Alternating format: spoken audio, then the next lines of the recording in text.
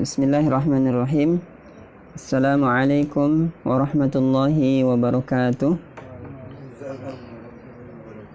Alhamdulillahirabbil alamin. Hamdan katsiran tayyiban mubarakan fi kama yuhibbu rabbuna wa yardah. Allahumma salli ala nabiyyina Muhammadin wa ala alihi wa sahbihi ajma'in, amma ba'du. Alhamdulillahirabbil alamin. Ikhwati sekalian yang dimuliakan oleh Allah Subhanahu wa taala, kembali kita bersyukur kepada Allah Subhanahu wa taala yang telah memberikan kesempatan kepada kita untuk melanjutkan kajian kita, melanjutkan pembacaan kita pada kitab At-Tauhid lin-Nasyi'ah wal Mubtadi'in. Seperti biasa, kita akan melanjutkan pembacaan kitab ini. Sebelumnya, alhamdulillah, kita memanjatkan puji serta syukur kehadirat Allah Subhanahu wa taala. Di kajian kali ini kita berbeda dengan kajian-kajian sebelumnya. Alhamdulillah, kajian hari ini kita bertepatan dengan tanggal tanpa kita isi dengan sesuatu yang bisa membuat kita mendapatkan rahmat dari Allah Subhanahu wa taala. Tanpa kita isi lillah.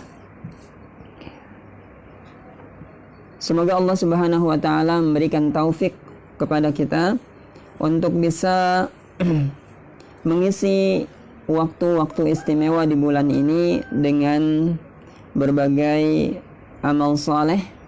Dan semoga Allah Subhanahu wa taala Subhanahu wa taala yang mendapatkan pembebasan dari api neraka yang Allah tetapkan di bulan ini. Karena sebagaimana yang disampaikan oleh Rasulullah sallallahu alaihi wasallam bahwa di bulan ini salah satu keistimewaan yang Allah Subhanahu wa taala tetapkan di bulan ini adalah walillahi wattaqa'u minan nar. Allah Subhanahu wa taala akan membebaskan hamba-hambanya yang telah Allah tetapkan sebagai ahli neraka. Kemudian Allah bebaskan di bulan ini.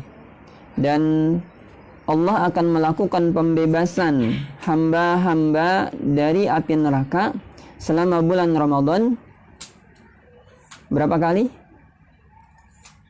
Kata Nabi sallallahu alaihi wasallam, "Wa dzalika kullu lailatin."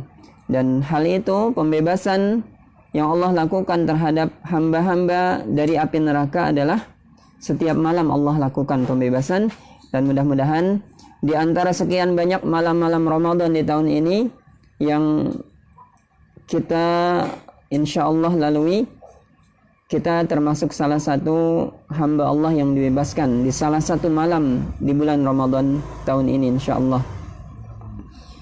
Dan juga semoga Allah Subhanahu wa taala menyempurnakan amalan-amalan kita di bulan ini, yang salah satunya amalan pokok yang terdapat di bulan ini adalah amalan puasa yang insyaallah sedang kita laksanakan, yang sangat istimewa amalan puasa ini di hadapan Allah Subhanahu wa taala. Kenapa amalan puasa ini menjadi suatu amalan yang istimewa di hadapan Allah?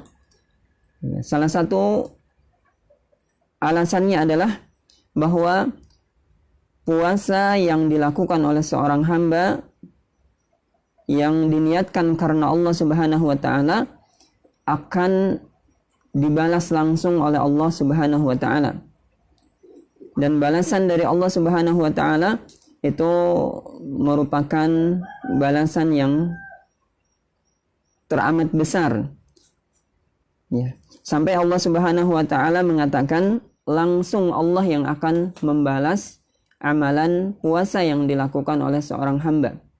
Ya, dalam sebuah hadis Rasulullah sallallahu alaihi wasallam bersabda, "Kullu amal ibni Adam yudha'aful hasanatu asyru amsalihha."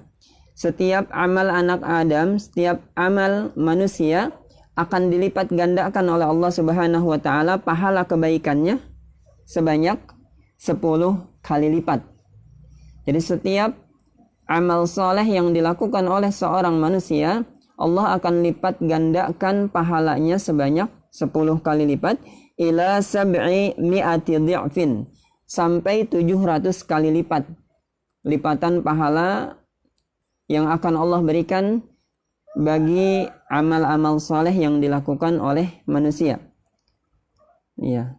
Qala Allah azza wa jalla, kemudian Allah Subhanahu wa taala berfirman, kata Nabi sallallahu alaihi wasallam, illa shaum, kecuali amalan saum, kecuali puasa, kata Allah Subhanahu wa taala, fa innahu li, karena sesungguhnya puasa itu adalah untukku, kata Allah. Wa ana ajzi bihi, dan aku yang akan membalasnya langsung. Ya. Bagaimana istimewanya amalan puasa di hadapan Allah Subhanahu wa taala? Salah satunya adalah ditunjukkan dengan Allah langsung yang akan membalas amalan puasa tersebut. Ya. Kita ketika mendapatkan hadiah dari seorang pemimpin, ya. Dan alhamdulillah kita telah berada di hari yang ketiga di bulan Ramadan. Semoga Allah Subhanahu wa taala berkenan untuk memberikan kepada kita sisa-sisa Ramadan sampai kita bisa melewati Ramadan dengan membawa keberuntungan besar, yaitu pahala dari Allah Subhanahu wa taala serta pengampunan dari dosa-dosa yang ada pada diri kita. Semoga Allah memberikan taufik kepada kita. Baik. Hari ini kita telah sampai di halaman 12 dari Kitab At-Tauhid lin-Nasyi'ah wal Mubtadi'in. Kitab penjelasan tauhid bagi remaja dan pemula. Sampai kita pada bahasan anwa'ut tauhid, macam-macam tauhid.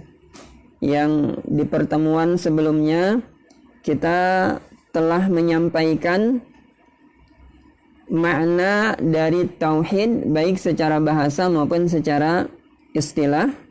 Kemudian pembagian tauhid menjadi beberapa macam yang disebutkan oleh para ulama dalam penjelasan-penjelasan mereka. Ya. Mungkin ada yang masih ingat teman-teman. Ya, maknanya adalah ja'ala syai'a wahidan. Ya, makna tauhid secara bahasa adalah menjadikan sesuatu itu hanya satu-satunya. Menjadikan sesuatu hanya satu-satunya.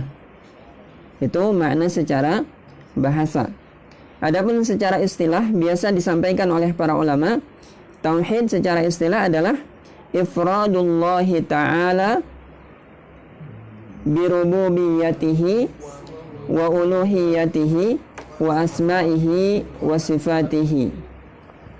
Mentauhidkan atau mengesahkan Allah Subhanahu wa taala, menjadikan Allah Subhanahu wa taala sebagai satu-satunya sebagai Rabb. Satu-satunya sebagai Rabb. Sehingga kita hanya mengakui Rabb hanya Allah Subhanahu wa taala. Hanya Allah yang kita akui sebagai Rabb kita, bahkan Rabbul Alamin.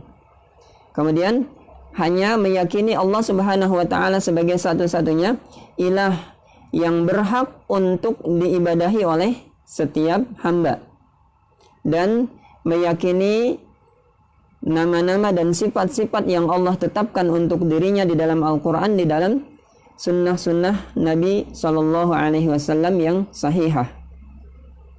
Dan hanya Allah yang berhak memiliki nama-nama dan sifat-sifat tersebut, tidak disamai atau tidak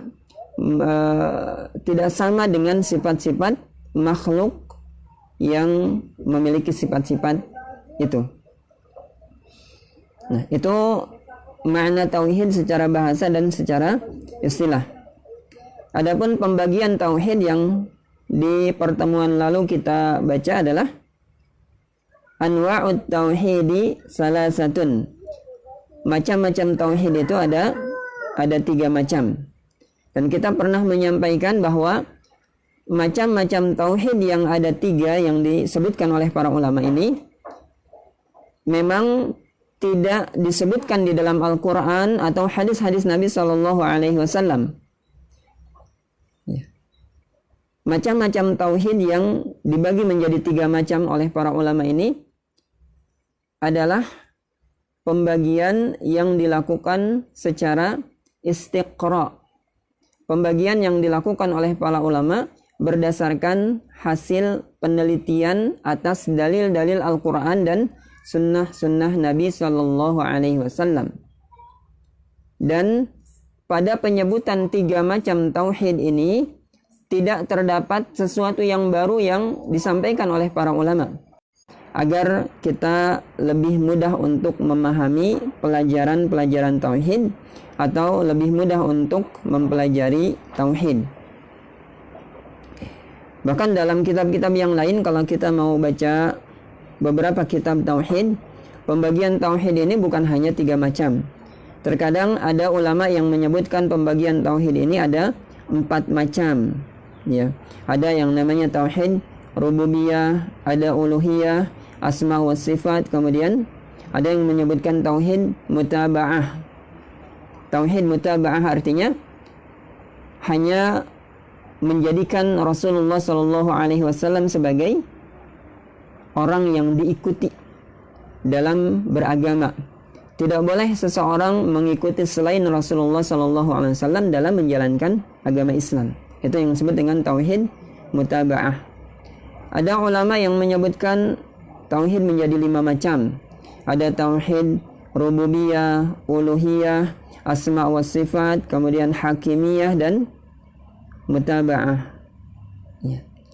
Dan kelima macam tauhid yang disebutkan tadi, kalau kita mau memperhatikan dalilnya, kalau kita mau meresapi dan mentadaburi surat Al-Fatihah, semua macam tauhid yang disebutkan, baik yang menyebutkan 3 macam, 4 macam atau 5 macam, itu semuanya ada maknanya, intisarinya di dalam surat Al-Fatihah.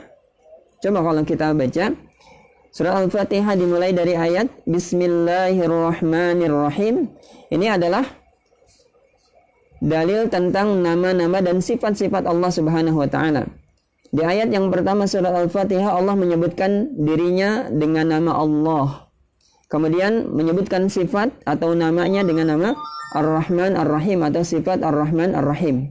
Itu adalah dalil tentang tauhid asma wa sifat. Kemudian Alhamdulillahi Rabbil Alamin, ini adalah dalil tentang kerububiyahan Allah Subhanahu wa taala, bahwa Allah adalah satu-satunya Rabb bagi seluruh alam. Kemudian Ar-Rahmanir Rahim, kembali Allah menyebutkan asma dan sifatnya. Maliki Yaumiddin, kembali Allah menyebutkan kerububiyahannya. Zat yang menyatakan bahwa hanya satu-satunya jalan yang boleh ditempuh yang akan menyelamatkan manusia. Hanya satu-satunya jalan yang ketika dia ditempuh akan membuat manusia selamat dunia akhirat, yaitu jalan yang lurus, jalannya para nabi, para rasul, syuhada, salihin, ya, jalan yang telah dicontohkan oleh Rasulullah Shallallahu Alaihi Wasallam. Nah, jadi itu tentang macam-macam tauhid yang dalam buku ini disebutkan anwa'ut tauhidi salasatun, macam-macam tauhid itu ada 3 macam, yaitu tauhid rububiyah, uluhiyah dan asma was sifat. Sekali lagi, penyebutan tauhid menjadi 3 macam ini bukan sesuatu yang baru isinya. Ini hanya baru penyebutannya, pembagiannya menjadi 3 macam itu tidak mempengaruhi isi yang terkandung di dalam tauhid yang dijelaskan dalam Al-Quran dan hadis-hadis Nabi Shallallahu Alaihi Wasallam. Ya, sering kita sampaikan contoh-contoh yang membuat kita paham bahwa penyebutan tauhid menjadi 3 macam ini bukanlah sesuatu yang bersifat bid'ah, bukan sesuatu yang bersifat mengada-ada, sesuatu yang tidak berdasarkan kepada Al-Quran dan hadis-hadis Nabi Shallallahu Alaihi Wasallam. Sama dengan ketika para ulama menyebutkan tentang rukun-rukun salat umpamanya. Rukun salat ada 13. Siapa yang menyebutkan rukun salat ada 13? Nabi bukan? Bukan. Yang menyebutkan rukun salat ada 13 umpamanya, ada 17, ada 18 itu para ulama fikih. Dan para ulama fikih menyebutkan rukun-rukun salat dengan bilangan-bilangan tertentu itu bukan sesuatu yang baru, bukan sesuatu yang bid'ah. Kenapa? Karena mereka hanya merinci apa yang disebutkan oleh Nabi SAW, apa yang dicontohkan oleh Nabi SAW dalam hadis-hadis beliau. Ya, dalam hadis Nabi menyebutkan hal-hal pokok yang harus tidak boleh tertinggal di dalam sholat. Ya, dan Nabi tidak menyebutkan bilangan-bilangan tertentu. Syarat sah sholat ada berapa? Rukun wudu ada berapa? Tidak disebutkan. Dalam Al-Quran tidak disebutkan rukun wudu ada 6. Dalam Al-Quran hanya disebutkan, ya ayyuhalladzina amanu idza qumtum ila sholati faghsilu wujuhakum wa aydiyakum ilal marafiqi wamsahu biru'usikum wa arjulakum ilal ka'bain. Allah tidak menyebutkan rukun wudu itu ada 6. Tapi para ulama fikih menyebutkan rukun wudu ada 6. Apakah penyebutan yang disebutkan oleh para ulama fikih dengan jumlah bilangan 6 itu sesuatu yang bid'ah, sesuatu yang baru? Tidak. Nah, sama ketika para ulama menyebutkan tentang tauhid. Tauhid dibagi menjadi 3 macam, rububiyah, uluhiyah, asma wa sifat. Itu hanya penyebutan yang bersifat merinci, bukan penyebutan yang baru yang tidak berdasar. Nah, kemudian kita akan membaca macam tauhid yang pertama, yaitu tauhidur rububiyah. Yang pertama dari macam-macam tauhid, yaitu yang disebut dengan tauhid rububiyah. At-tauhidur rububiyah wa huwa tauhidullahi bi af'alihi subhanahu. Yang dimaksud dengan tauhid rububiyah adalah mentauhidkan Allah, mengesahkan Allah Subhanahu wa taala dengan perbuatan-perbuatan yang khusus hanya dilakukan oleh Allah Subhanahu wa taala. Artinya apa? Artinya tidak boleh ada seseorang yang meyakini ada selain Allah yang bisa melakukan perbuatan-perbuatan tersebut. Tidak boleh kita meyakini ada selain Allah yang bisa melakukan perbuatan-perbuatan yang khusus hanya bisa dilakukan oleh Allah Subhanahu wa taala sebagai bukti kerububiyahannya. Mislu, contohnya apa? Perbuatan yang hanya dilakukan oleh Allah Subhanahu wa taala, tidak bisa dilakukan oleh selainnya, yang kalau ada orang meyakini perbuatan ini bisa dilakukan oleh selain Allah, maka dia telah melakukan kesyirikan terhadap Allah Subhanahu wa taala. Mislu al-khalqi, seperti contohnya menciptakan. Kita yakin bahwa yang menciptakan itu hanya Allah Subhanahu wa taala. Tidak ada yang bisa menciptakan selain Allah Subhanahu wa taala.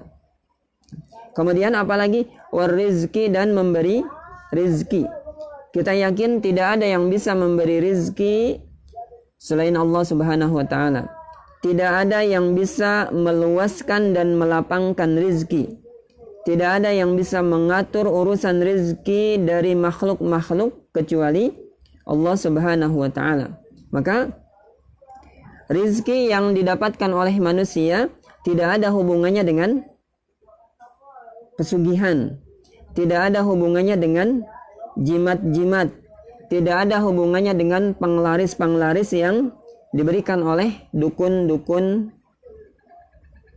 kafir. Ya, tidak ada hubungan antara luasnya rizki seseorang dengan jimat-jimat yang diberikan oleh dukun-dukun kafir yang dukun-dukun kafir maksudnya semua dukun itu kafir ya, berdasarkan yang disebutkan oleh Allah Subhanahu wa taala. Maka tidak ada hubungan, karena rizki yang diterima oleh manusia sudah ditetapkan oleh Allah Subhanahu wa taala sebelum dia diciptakan oleh Allah Subhanahu wa taala. Rasulullah sallallahu alaihi wasallam menyampaikan dalam sebuah hadis, "Innallaha qaddara maqadiral khalaiq bi khamsina alfasanatin qabla an yakhluqas samawati wal ard." Sesungguhnya Allah Subhanahu wa taala telah mentakdirkan, telah menetapkan takdir-takdir seluruh makhluknya. Kapan? Itu sejauh 50.000 tahun sebelum Allah menciptakan langit dan bumi. Sebelum Allah menciptakan langit dan bumi, bahkan 50.000 tahun sebelum itu, Allah sudah menetapkan takdir-takdir yang akan dialami oleh makhluk-makhluknya. Termasuk di dalamnya rizki, di dalamnya umur, dan yang lain sebagainya. Maka kita harus yakin tidak ada yang bisa memberikan rizki kepada kita selain Allah Subhanahu wa taala satu-satunya. Dan apapun rizki yang kita dapatkan, apapun rizki yang kita terima, itu semuanya hanya dari Allah Subhanahu wa taala. Rizki yang kita terima itu dari Allah Subhanahu wa taala. Tidak boleh kita meyakini rizki itu dari selain Allah. Saya dapat rizki karena saya punya ilmu, tidak bisa. Saya dapat rizki karena saya kerja, nggak bisa. Karena yang memberikan rizki itu Allah Subhanahu wa taala. Dalam surat An-Nahl kalau tidak salah, Allah Subhanahu wa taala mengatakan, "Wa ma bikum min ni'matin faminallah." Dan apapun yang ada pada diri kalian berupa nikmat-nikmat, maka itu semuanya dari Allah Subhanahu wa taala. Tidak ada yang bisa memberikan rezeki kepada kita kecuali Allah Subhanahu wa taala. Maka kalau kita mau meminta rezeki, minta sama siapa? Sama yang memberikan rezeki, yaitu Allah Subhanahu wa taala.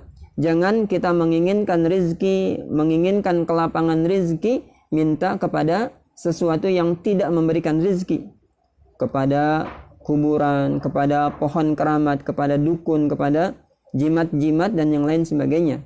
Maka itu adalah perbuatan yang sangat keliru. Kalau kita mau mendapatkan rezeki, ingin memperoleh rezeki yang luas, minta kepada Allah Subhanahu wa taala. Bagaimana caranya agar kita bisa mendapatkan rezeki yang luas dari Allah? Bagaimana caranya? Caranya bagaimana? Dengan cara memperbaiki ketakwaan kita kepada Allah Subhanahu wa taala. Karena Allah Subhanahu wa taala berjanji ketika manusia berusaha untuk takwa kepada Allah Subhanahu wa taala dengan sebenar-benarnya, maka Allah akan mendatangkan kepadanya rizki dari arah yang tidak disangka-sangka. Wa may yattaqillaha yaj'al lahu makhraja wa yarzuqhu min haitsu la yahtasib. Maka mohon rizki hanya kepada Allah Subhanahu wa taala dan lakukan apa yang menurut Allah, apa yang disampaikan oleh Allah akan membuat kita luas rizkinya. Ya, banyak di dalam Al-Quran Allah Subhanahu wa ta'ala menyebutkan hal-hal yang akan membuat rizki kita menjadi luas. Banyak dalam Al-Quran. Di antaranya apa tadi? Taqwa, kemudian taubat kepada Allah, beristighfar kepada Allah, kemudian sedekah dan yang lain sebagainya. Itu bagian dari mafatihur rizq, kunci-kunci pembuka rizki dari Allah Subhanahu wa taala yang sudah Allah jelaskan dalam Al-Qur'an maupun dalam hadis-hadis Nabi sallallahu alaihi wasallam. Ya. Kemudian apalagi perbuatan yang hanya bisa dilakukan oleh Allah dan tidak boleh kita yakini perbuatan ini dilakukan oleh selain Allah Subhanahu wa taala. Wa tadbiril umuri, dan mengatur urusan-urusan. Yang mengatur urusan-urusan kita hanya Allah Subhanahu wa taala. Dan tidak ada yang bisa mengatur urusan-urusan manusia kecuali Allah Subhanahu wa taala. Ya. Maka ketika kita memiliki urusan, memiliki perkara yang harus diselesaikan, entah itu perkara yang terkait dengan ibadah kita maupun muamalah kita, maka urusan-urusan kita itu adanya di tangan siapa? Di tangan Allah Subhanahu wa taala. Maka mohon pertolongan kepada Allah sebagai pengatur semua urusan kita. Karena urusan kita itu akan mudah ketika Allah mudahkan, dan urusan kita akan sulit ketika disulitkan oleh Allah Subhanahu wa taala. Maka mohon kemudahan setiap urusan kita kepada Allah sebagai pengatur semua urusan-urusan kita.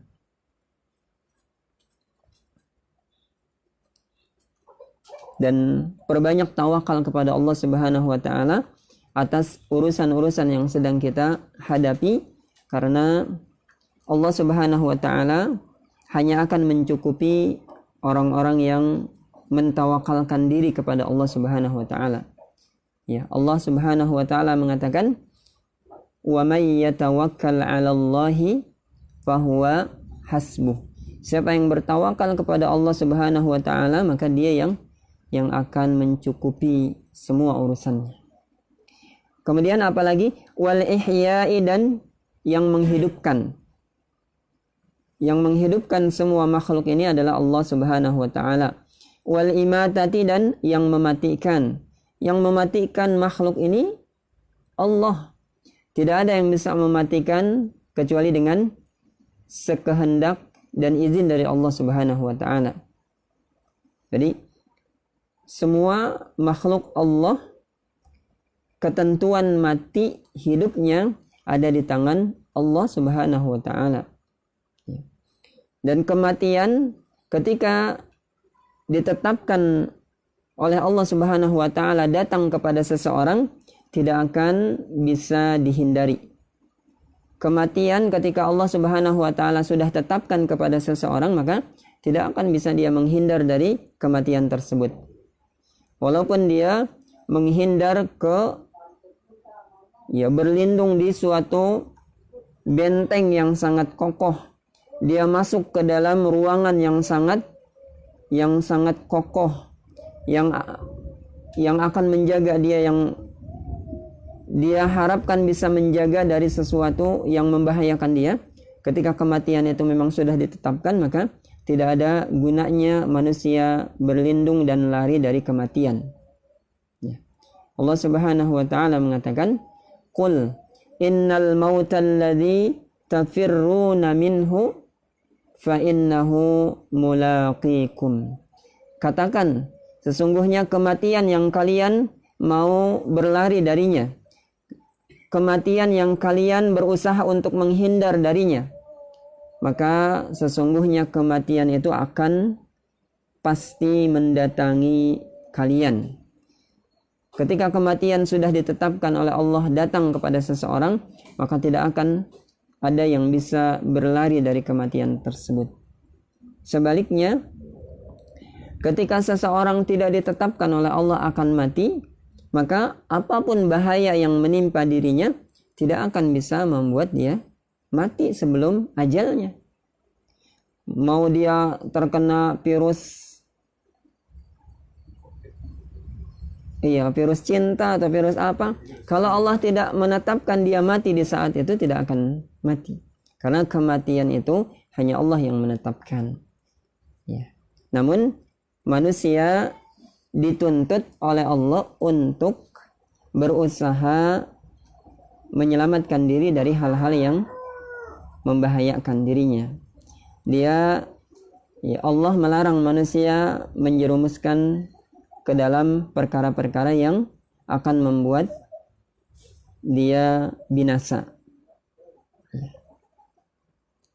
Tidak salah kita berobat dari penyakit, tapi jangan merasa berobat kita dari penyakit itu akan menyelamatkan kita dari kematian. Tidak salah ketika kita menghindar dari virus, Tapi jangan meyakini ketika kita menghindar dari virus itu, kita akan terhindar dari kematian. Ya, tidak salah kita berobat dari penyakit, menghindar dari kecelakaan, menghindar dari virus-virus tertentu yang akan mengena kepada kita, tidak salah. Tapi jangan berharap dan jangan meyakini bahwa hal-hal tersebut akan membuat kita terbebas dari kematian. Karena kematian itu hak Allah Subhanahu wa taala yang sudah ditetapkan untuk kita. Wa nahwi dzalika, dan semisal dengan itu, hal-hal lain yang menjadi perbuatan-perbuatan khusus yang hanya Allah Subhanahu wa taala yang melakukan perbuatan tersebut. Nah, maka fala khaliqa illallah, tidak ada pencipta kecuali Allah. Kama qala ta'ala, sebagaimana Allah Subhanahu wa taala berfirman, Allahu khaliqu kulli syai'in. Allah Subhanahu wa taala pencipta segala sesuatu. Semua makhluk, semua alam ini diciptakan oleh Allah Subhanahu wa taala. Kemudian wala raziqa illallah, dan tidak ada pemberi rizki kecuali Allah Subhanahu wa taala. Kama qala ta'ala, sebagaimana Allah berfirman, Allah wa ma min dabbatin fil ardi illa 'ala Allahi rizquha. Dan tidak ada satu binatang melata pun, tidak ada satu makhluk pun fil ardi, di permukaan bumi ini, illa 'ala Allahi rizquha, kecuali Allah lah yang memberikan rizki kepadanya.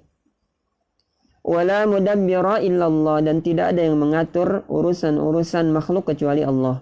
Kama qala ta'ala, sebagaimana Allah berfirman, yudabbirul amra minas sama'i ilal ard. Yudabbirul amra, Allah yang mengatur semua urusan, minas sama'i ilal ardi, dari langit ke bumi. Wala muhyiya wala mumita illallah, tidak ada yang menghidupkan dan tidak ada yang mematikan kecuali Allah. Kama qala ta'ala, sebagaimana Allah berfirman, huwa yuhyi wa yumitu, dialah Allah yang menghidupkan dan yang mematikan, wa ilaihi turja'un, dan kepada Allah semua kalian dikembalikan. Nah, itu penjelasan singkat tentang tauhid rububiyah, Dan satu yang harus digarisbawahi dari penjelasan tauhid rububiyah ini, wa hadzal naw'u qad aqarra bihi al-kuffaru ala zamani Rasulillah sallallahu alaihi wasallam wa lam yudkhilhum fil Islam. Tauhid rububiyah ini, tauhid atau meyakini Allah Subhanahu wa taala sebagai Rabb, sebagai pencipta, sebagai yang menghidupkan, yang mematikan, yang memberikan rezeki, itu adalah ketauhidan atau keyakinan qad aqarra bihil kuffar, yang telah diyakini oleh orang-orang kafir. Keyakinan bahwa Allah Subhanahu wa taala sebagai Rabb yang menciptakan alam semesta, yang menghidupkan, yang mematikan, yang memberi rezeki, yang mengatur semua urusan. Keyakinan ini adalah keyakinan yang dimiliki oleh orang-orang kafir ala zamani Rasulullah sallallahu alaihi wasallam, di zaman Rasulullah sallallahu alaihi wasallam. Walam yudkhilhum fil Islam, namun keyakinan-keyakinan tersebut tidak membuat orang-orang itu dimasukkan ke dalam Islam, tidak membuat mereka lantas disebut orang Islam atau Muslim. Ya. Orang-orang kafir terdahulu, orang-orang kafir di zaman Nabi Shallallahu Alaihi Wasallam, ketika ditanya siapa yang menciptakan langit dan bumi, mereka jawabnya apa? Allah. Ketika mereka ditanya siapa yang memberikan rezeki, mereka jawab Allah. Ketika ditanya siapa yang menghidupkan, yang mematikan, mereka jawab Allah. Berarti keyakinan Allah sebagai Rabb telah menjadi keyakinan yang ada pada diri mereka. Namun mereka tetap disebut orang-orang kafir, mereka disebut orang-orang musyrik, dan keyakinan tadi tidak membuat mereka lantas disebut muslim atau dimasukkan ke dalam golongan kaum muslimin. Kama qala ta'ala, sebagaimana Allah Subhanahu wa taala berfirman, wala in sa'altahum, dan jika engkau bertanya kepada mereka, kepada orang-orang kafir. Dan ayat ini dikhitabkan kepada Rasulullah sallallahu alaihi wasallam. Ayat ini Allah Subhanahu wa taala sedang berbicara kepada Rasulullah sallallahu alaihi wasallam. Kata Allah, wahai Rasulullah, jika kamu tanya orang-orang kafir itu, man khalaqas samawati wal ard, siapa yang menciptakan langit dan bumi? Maka apa jawab mereka? La yaqulunna. Pasti mereka akan menjawab dengan benar-benar. Apa jawaban mereka? Ketika ditanya siapa yang menciptakan langit bumi? Allah. Mereka akan menjawab Allah. Dan itu yang disebut dengan tauhid rububiyah. Keyakinan bahwa Allah satu-satunya sebagai Rabb, yang menciptakan, yang menghidupkan, mematikan, mengatur, dan yang lain sebagainya, yang merupakan sifat-sifat kerububiyahan dari Allah Subhanahu wa taala. Insyaallah nanti kita akan lanjutkan ke poin yang kedua dari macam-macam tauhid, yaitu tauhid uluhiyah.